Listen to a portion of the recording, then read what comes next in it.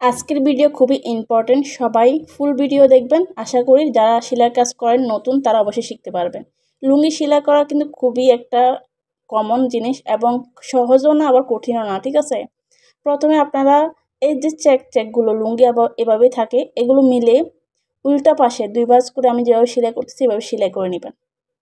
এই চেক অবশ্যই মিলতে হবে। লুঙ্গি ইম্পর্টেন্ট হচ্ছে চেক। আমার ভিডিওটা দেখলেই বুঝতে পারবেন আমার প্রত্যেকটা চেক কিন্তু মিল আছে।